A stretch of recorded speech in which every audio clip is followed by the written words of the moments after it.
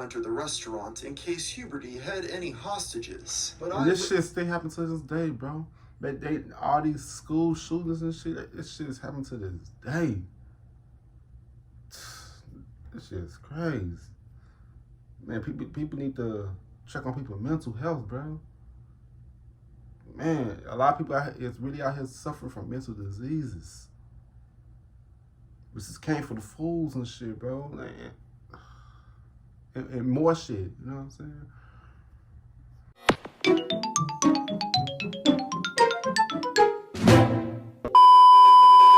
Yo, what's good? What's going on, YouTube? It's your boy Q1CB. I'm back with another motherfucking reaction video. You know what I'm saying? Today we're gonna go to be reacting to something that I've seen on my recommendation. It said the McDonald'S murders. It caught my eye, so I was going. Let me check this out. You know what I'm saying? Cause y'all know I'm into that dark murderers and shit. I like, damn, like, why people be doing this shit to people? You know what I'm saying? But y'all know McDonald's meat is not real meat. You know what I'm saying? People think I be going crazy when I say that's really human meat that McDonald's be putting out there, bro. I swear to God, bro. But yeah, man, like if you give a thumbs up, you don't give a thumbs down, kind of wow. Like we don't care just too, you know what I'm saying? Yes, subscribe. Let's get straight to this video, and don't forget to comment down below on what you guys want me to react to do next. I got y'all. Let's go. Let's get it. Screen, let's go. Mental illness. The scene was one of absolute confusion. Shots were ringing out. The nightmare was unfolding. Botched robberies. Arlene McNeil was shot in the head during an armed robbery at McDonald's. Destruction.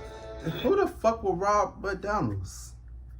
Well, back in the day, you know, yeah, I know back in the day people were just greed. Still to this day, people be greedy, man. Y'all be robbing these places just to get the fucking job, bro. Like, you know, the thing is, they always trying to say, like, somebody suffer from mental illness and shit, bro. Like, come on now. Back to the video. Well, who the fuck robbed McDonald's? McDonald's? Look into two dark tales from McDonald's past that they'd rather the public forgot about. Because within the walls of this fast food chain, tragedy has been known to strike.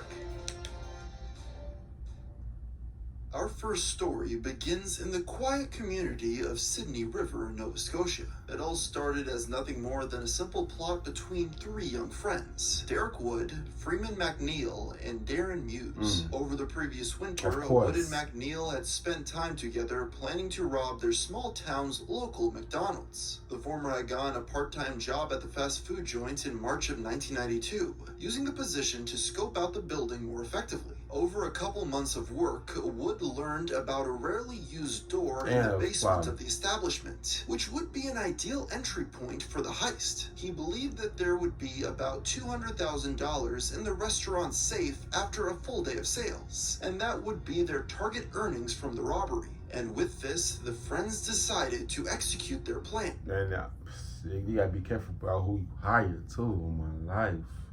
You gotta be careful who you hire. Cause shit like that a worker was plotting on them the whole time. Oh, that shit is ridiculous. That's the video.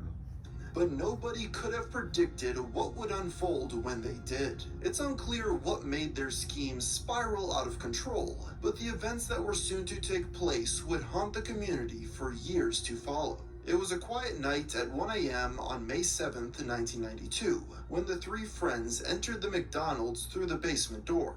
Muse was wearing a mask, and y'all know one thing I know about all the fast foods, like everywhere they took the fun out of it. You know what I'm saying? They took the fun out of every fucking thing, bro. This shit is crazy, bro. Like when we was coming up, this is how McDonald's used to look when I was growing up. They had all the playpens, they had all the characters. Now they don't even got the characters. They took all that shit out and shit. I'm like, damn, bro. The kids these days, man, they never gonna experience the fun again, bro. Like how we experienced it. They took the fun out of every fucking thing. That's the video. Both he and McDonald's only look like that outside. Layer of clothing they planned to dispose of on their getaway. The trio were confident in their plan. not expecting to run into a soul since the restaurant was closed, but it fell apart almost instantly when they were discovered by two employees still there, Donna Warren and Arlene McNeil, who it should be noted shared no relation to Freeman. The workers recognized their colleague Wood, since he was not disguised and had left from his shift only hours before. When they confronted their co-worker about what he was doing back in the restaurant, he abandoned the plan of a clean robbery and shot Arlene in the head. Damn. Another worker, Neil Burrows Jr., was upstairs cleaning the kitchen. He didn't hear the gunshot from below, nor did he hear Wood come upstairs to check the rest of the building. When the burglar found yet another unexpected witness, Wood shot Burrows, but the violence against him didn't end there. Burrows suffered the most brutal wounds of the night. Muse also stabbed him repeatedly in the throat, and McNeil hit him with a shovel before shooting him again in the head. Wood returned to the basement and forced Warren upstairs to open the restaurant safe, only to discover that the expected $200,000 was missing a few zeros. Instead, there was only about $2,000 inside. Regardless, how the fuck did you feel, bro? You killed those people for no fucking reason, bro. People be money hungry and shit, bro. This shit's fucking ridiculous, bro. It's crazy how what money can make you do, bro. That shit is crazy, bro. A life is way more valuable than money. Way more valuable, bro. Y'all know that the government made us feel like money is more valuable than us. No, bro.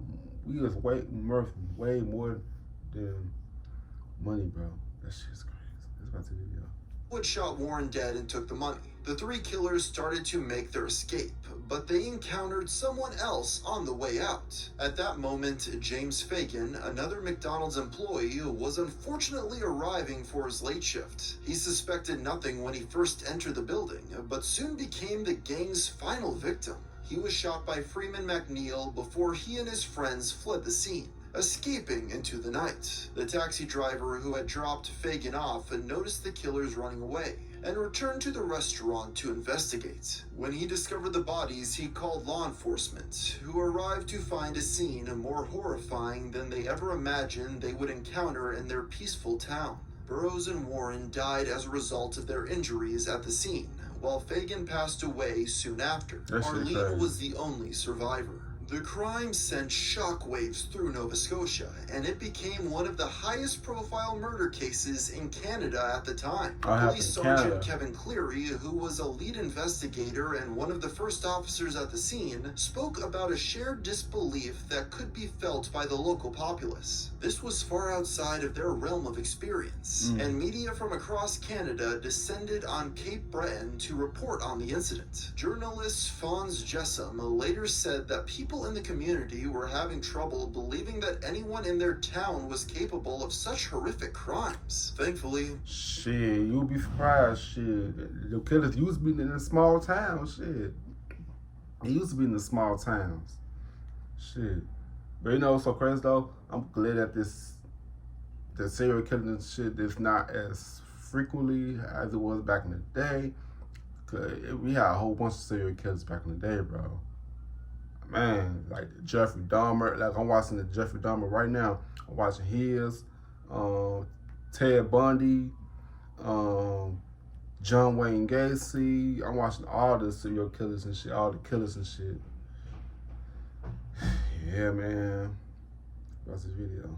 The killers were not on the run for long. By May 16th, all three of them were arrested. With the wounds from the event still fresh in the community's mind, many townsfolk made their presence known for the hearing. More than 100 citizens waited outside the courthouse in Sydney, screaming at the killers. While some demanded justice for their victims, others may have just wanted to see who in their community was capable of such an act. Derek Wood was the first suspect to confess and the first to be tried. Among other crimes, he was convicted of 2 counts of first-degree murder and 1 count of attempted murder. He was sentenced. Now your life gone.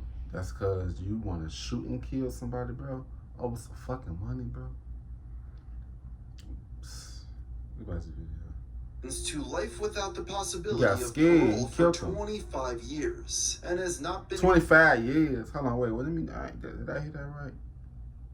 Ability of parole for 25 years and has not been granted any type of leave in his entire time behind bars. Like Wood, Freeman McNeil was sentenced to life in prison. Although he became eligible for full parole in 2017, he remains incarcerated. Darren Muse took a plea deal for the lesser charge of second-degree murder and was granted full parole in 2012 for good behavior. He completed his GED in prison, and as of... You see, he probably was a good soul that got caught up in the moment, bro. That shit crazy, bro. Whew. May 2022, Muse is believed to be living in British Columbia. The three may have faded from public consciousness in a global sense, but the legacy of the massacre still lives on in Cape Breton. Kathy Burrows, Neil Burrows Jr.'s sister, has remained actively involved with the tragedy for decades, and she attends every one of the killer's parole hearings on behalf of the victims. When she was interviewed for the event's 13th anniversary, she stated that Wood was the only killer who had apologized and shown remorse for his actions. In her life and in the community at large, the McDonald'S massacre remains one of the darkest days in memory. As for what happened to Arlene McNeil, the only victim to survive the attack, she had a long recovery. The fast food worker spent months in the hospital and was left physically and mentally disabled for the rest of her life due to the bullet wound she had sustained. And years later, after the tragic events, she passed away in 2018 at the young age of 46. As for the restaurant itself, it attempted a reopening, but the local residents could only associate it with death, and their appetite didn't return. Now all that remains on the site of the Sydney River Massacre is an empty lot. But unfortunately, this was not the only tragic event to happen under the Golden Arches. We'll learn more about another harrowing tale after a brief word from our sponsor.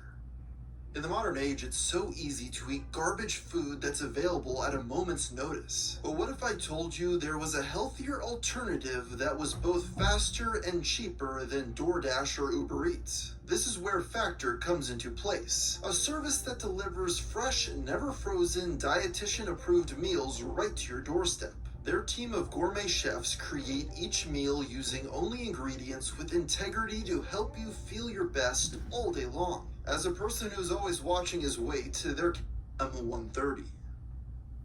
James Huberty was born in Canton, Ohio in 1942. As a child, he was known by his family as moody and withdrawn, with a particular passion for guns. Despite these personality traits... That's a red flag right there. That's a red flag. See, y'all better keep... y'all better catch on to these red flags, bro. Because I always started at a young age. He was able to find a sweetheart, and in 1965 married Etna Markland, and they soon had 2 children, but their domestic life was far from peaceful. Their neighbors overheard many violent disputes, as James was known to threaten his wife and daughters with a loaded gun on more than one occasion. One such incident led to both James and Etna being arrested for disorderly conduct, but it was not their last brush-up with authorities. James had another run-in with the law in 1980 during an argument at a gas station, and Etna was charged a year later on 4 counts of aggravated menacing when she pointed a semi-automatic pistol at a neighbor during an argument. This pattern of violence was fueled by James, who also began to worry about his mental health. He had been acting more erratic since losing his job and relocating his family to San Isidro, California. This led to him calling a San Diego mental health clinic to request an appointment. At least he tried though, shit. Most motherfuckers just don't give a fuck. They just let shit happen, shit. He noticed that shit, that something was wrong with him. That's a green flag right there. Like he knew what he he knew something was wrong with him. He trying to shake that shit, but that shit will still take control of you. You know what I'm saying? He never received an answer. This call was placed on the day before his soon-to-be famous incident. And if someone had answered, perhaps the coming tragedy would have been avoided. July 18th, 1984 in California began normally enough. James suggested that he and Etna take their oldest daughter to the zoo. But as they were driving home, he told his wife, "Society doesn't have a chance." The rest of the day passed uneventfully until late in the afternoon, when James left the house dressed in combat gear. The The last thing he told Etna was that he was quote-unquote going hunting for humans. After kissing his wife goodbye, James entered his truck armed with an Uzi carbine, a 12-gauge shotgun, many rounds of ammunition for each weapon, and the same semi-automatic pistol that Etna had once wielded against a neighbor. At approximately 4 p.m., Huberty pulled into the parking lot of a local McDonald's and casually walked inside, which is when things took a turn for the worse. At first, he aimed his shotgun at 16-year-old employee John Arnold, whose back was turned. Another worker warned him about the threat, but when Huberty tried to fire, the gun only clicked. The young man assumed... Ooh, that was God with him. That was God with him. That was God with him. That's a video. The gunman was playing some sort of distasteful joke, but it became all too real just moments later. Yeah. When Huberty fired the Uzi at Neva Kane, the restaurant's manager, killing her on sight. Damn. The deranged man continued to spray bullets, wounding Arnold, and began to angrily rant that he had, quote, killed 1,000 and would kill 1,000 more. This claim was unfortunately not completely unfounded, as in the next 77 minutes, the McDonald's would come to resemble a war zone as he claimed 21 lives. Damn. The shooter made his way through the restaurant, mercilessly gunning down employees and patrons one by one. Some who were only injured played dead, hoping the crazed murderer... They did that thing, played dead. You some shit like that, play dead. Oh my, that's how... Oh, that was the same thing they did. They did like a motherfucker. Play dead. On my soul. My soul. If I don't got no weapons to defend myself, play dead. Hell yeah. They did their thing. Would leave them alone. But he showed no restraint, and whole families were shot down while pleading for their lives. While a few employees were able to hide in a storage area, they too were also discovered and killed. Damn. Other victims were bystanders who approached the establishment while completely unaware of the shooting, including a group of 11-year-old boys. When the killing ended, the ages among the slain ranged from 74 years to only 4 months old. Damn. 19 more people were injured, and what should have been a typical summer day was shattered. The patrol car that responded to the first emergency call was hit by a few shots from Huberty. The car's driver, Officer Miguel Rosario, was backed up by a SWAT team within half an hour. The killer continued to fire at them, along with all the other emergency responders who arrived at the scene. The police were reluctant to enter the restaurant in case Huberty had any hostages. But This shit still happens to this day, bro. They all these school shootings and shit, this shit is happening to this day. This shit is crazy. Man, people need to check on people's mental health, bro. Man, a lot of people is really out here suffering from mental diseases. This is came for the fools and shit, bro. Man. And more shit, you know what I'm saying?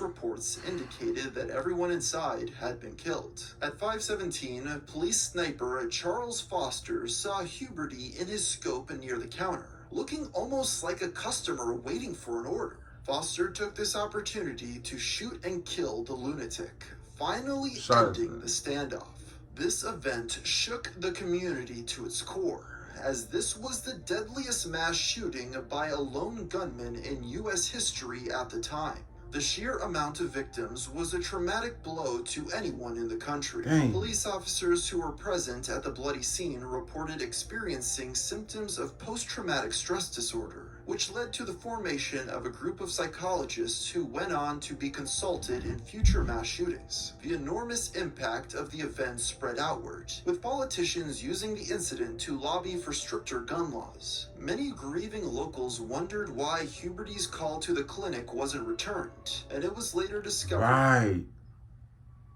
Like, damn, bro. These couple, they don't really give a fuck about us, bro. They really don't give a fuck about y'all, but they care about y'all money. Care about our money and shit.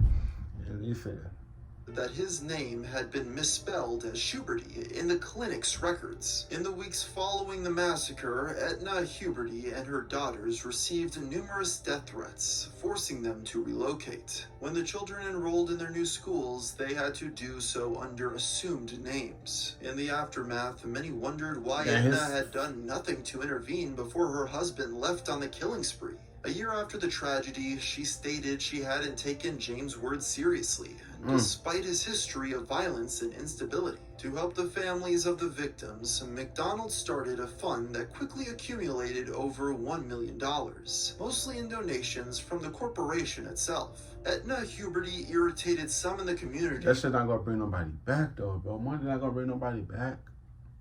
People gotta suffer that shit for the rest of their fucking lives, bro. They lost loved ones and that shit. Money not gonna bring their loved ones back. By publicly announcing that she would sell the book and film rights to her story. But unsurprisingly, she had no takers, and she later passed away in 2003. This McDonald's massacre remains a painful memory for all. Like in Sydney River, the restaurant itself was demolished, but the site was donated to the city and made into a permanent memorial to the victims. Several survivors and family members of those killed filed lawsuits against McDonald's and the San Diego Police Department, but all of them were dismissed. 40 years ago. 40 years later, James Huberty's crimes have been equaled and surpassed many times over in the U.S., but hundreds still live in heartache from the McDonald's shooting spree. So there you have the story behind two tragic events that shit crazy, bro. That shit is crazy, bro. Man, we gotta do better as people, bro. We gotta do better as people, bro. Seriously. But yeah, man, comment down below on what you guys think about this whole situation, you know what I'm saying? If you like it, if you give a thumbs up, you don't give a thumbs down, count on why. I really don't care, just you too, you know what I'm saying? Yeah, Super Squad, see you guys in the next video. I love y'all. Peace out. Yeah.